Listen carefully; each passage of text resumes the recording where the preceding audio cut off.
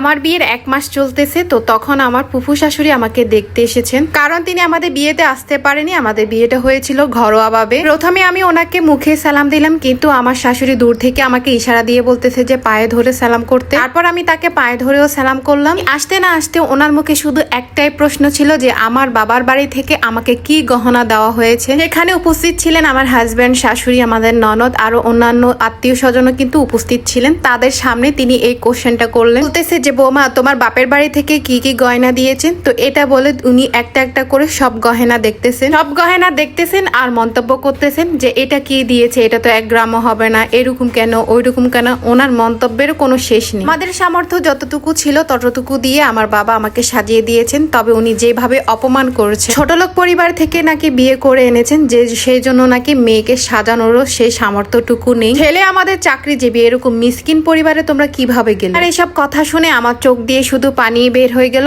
আর আমি আমার হাজবেন্ডের দিকে তাকিয়েছিলাম। আর আমার হাজবেন্ড এই বিষয়টা একদম নর্মাল ভাবেই নিয়েছেন। রাতে খাওয়া দাওয়া শেষ করে যখন রুমে আসলো সে, তাকে আমি জিজ্ঞেস করলাম যে এত মানুষের সামনে তোমার ফুপু আমাকে অপমান করলো আর তুমি কিছুই বললা না। এই একটা মাছি তাড়ানো ভান করে বলতেছে যে আরে বাদ দাও, উনি মুরব্বী মানুষদের কথা ধরলে কি আর চলে। অপমানে রাতে আর আমার ঘুম হলো না। তার কয়েকদিন পর আমি আমার ফুপু শাশুড়িদের বাড়িতে বেড়াতে যাই। ওনাদের বাড়িতে আমি প্রথমে গিয়েছি। যাওয়ার পরে আমার হাজবেন্ডকে বলা শুরু করে দিয়েছে আমার সামনে যে কাকে বিয়ে করলি, তার শরীরে তো কোনো মাংস নেই। তার বাবা বাড়ির লোকজনকে তাকে খাওয়ার দাওয়ার দিত না। আর উচ্চতা ছিল 5 ফিট 4, আর ওজন ছিল প্রায় 52 মতো। উচ্চতার সাথে ওজন মোটামুটি ঠিকই ছিল, কিন্তু তাদের মতামত হচ্ছে যে মোটা সোটা না হলে নাকি বউ হওয়া যায় না, বউয়ের মতো দেখতে নাকি লাগে না। এটা আমার জানার ছিল না। থেকে আমার শাশুড়ি বলে উঠলো এবার আমার বাড়িতে চলে আসছে, খাইয়ে দাইয়ে একদম মোটা করে ফেলবে। এই কথা শুনে চারিদিকে সবার হাসির রোল পড়ে গেল, আর আমার কাছে মনে হলো যে আমি একজন সরকারের জোকার। যাকে ভরসা করে আমাকে বিয়ে দেওয়া হয়েছিল হাজবেন্ড, সে কিন্তু এই বিষয় নিয়ে বেশ মজা করতেছিল।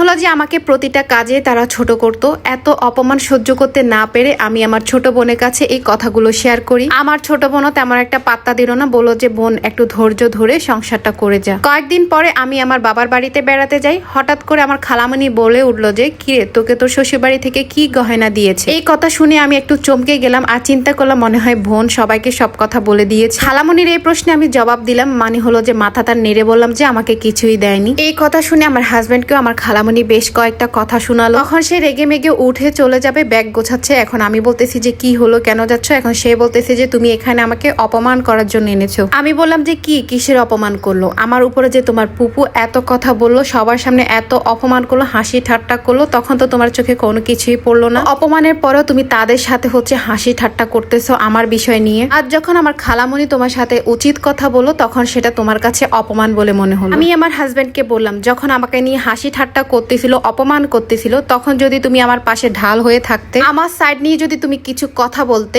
আজ এই পর্যন্ত তোমাকে কেউ কখনো অপমান পর্যন্ত করতে পারতো না। গল্পটা একটা আপুর গল্প, আর এরকম কাহিনী কিন্তু আমাদের অনেক মেয়েদের জীবনেও হয়ে থাকে।